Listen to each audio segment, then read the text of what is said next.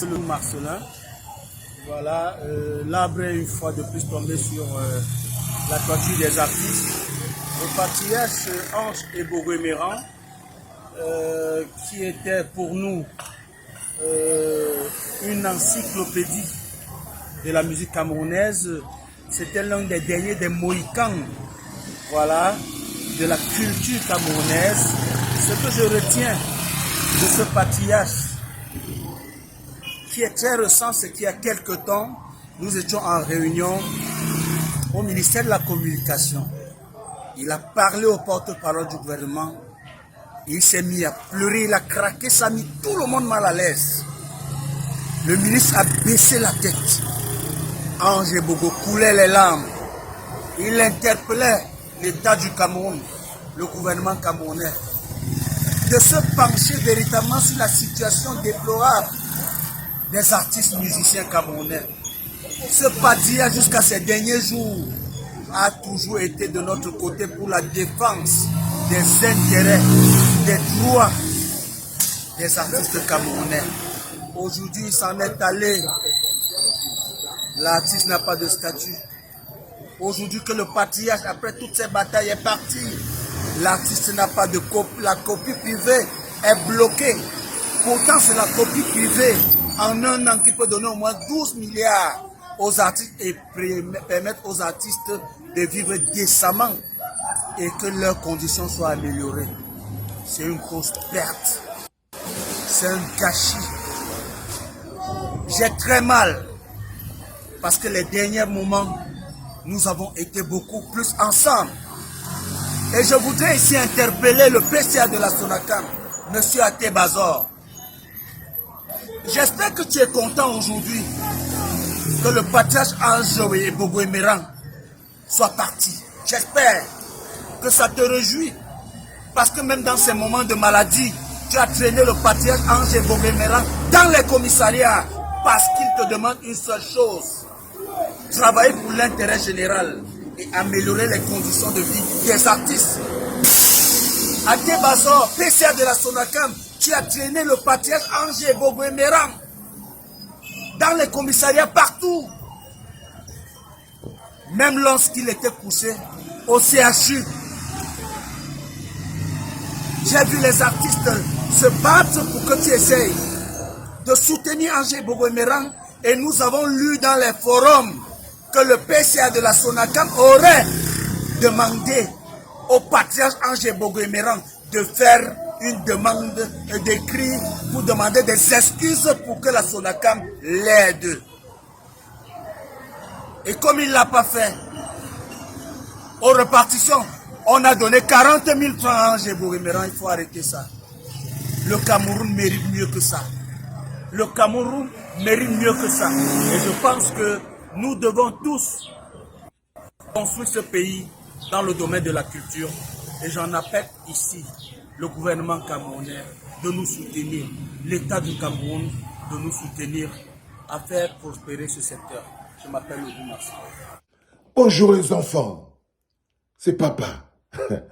Ah, les Camerounais, vous êtes forts. Mon mur est un asile psychiatrique à ciel ouvert et ma salle d'attente est toujours bondée. Bienvenue à la clinique, les enfants. Ils préfèrent se battre entre eux que d'interpeller Paul Biya. Je vous dis que Paul Biya peut faire 100 ans au pouvoir.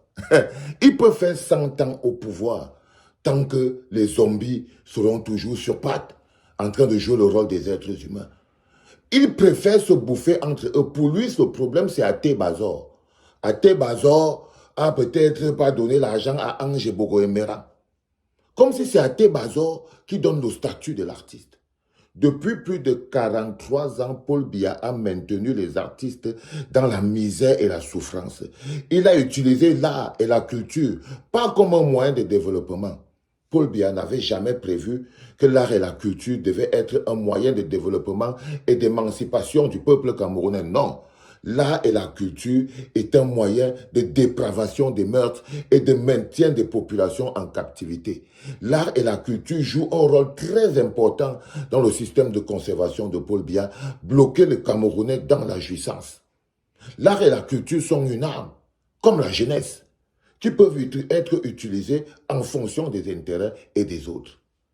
43 ans plus tard, après la mort dans la misère de Maman Guéa, la mort dans la misère de je ne sais pas trop qui, il meurt là-bas là, pour les histoires de Nivakin, de machin. Mais 43 ans plus tard, aucun de ces artistes ne fait le rapport entre la situation actuelle de l'art et de la culture et la gouvernance de Paul Biya.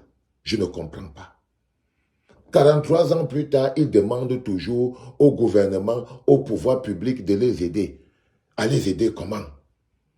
À les aider comment? Quand ils veulent manifester, ils partent manifester devant la CATV.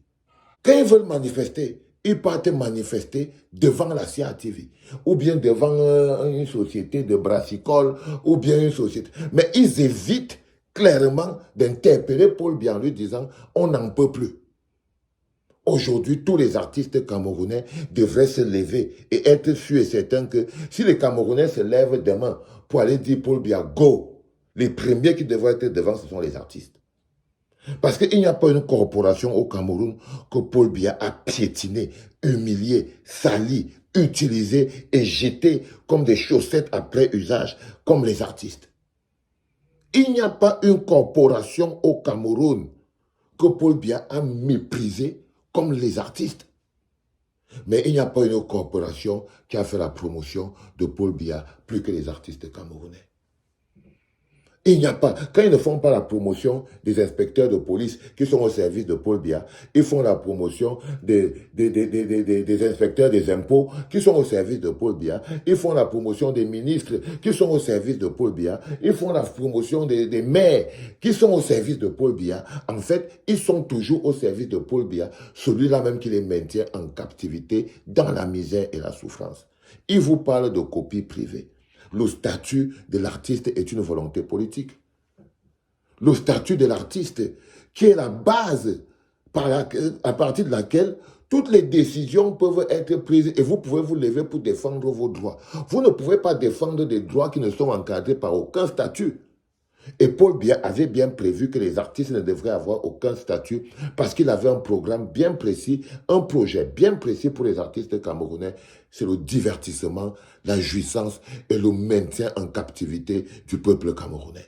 C'est ça la place des artistes dans le programme de conservation de pouvoir de Paul Biya. Mais regardez-les. Regardez-les. Ils disent là-bas au Cameroun que c'est de la faute de Valsero. Que c'est Valsero qui a fait que Paul Biya n'aime pas beaucoup les artistes. Parce que Valsero parle tellement mal à Paul Biya que comment Paul Biya peut même encore même aider même les artistes camerounais alors qu'il y a un artiste qui passe son temps à l'insulter tout le temps, il insulte sa femme, il manque de respect aux institutions, il n'est pas ceci. Oui, c'est la faute de Valsero si vous n'avez pas le statut. Peut-être que c'est moi qui fais que Paul Biya n'entende pas vos pleurs et vos supplications. C'est peut-être mon arrogance légendaire qui fait que Paul Biya n'entende pas vos pleurnicheries. Peut-être que vous ne pleurez pas assez fort. Pleurez plus fort. Non, vous n'êtes pas des créateurs de l'esprit.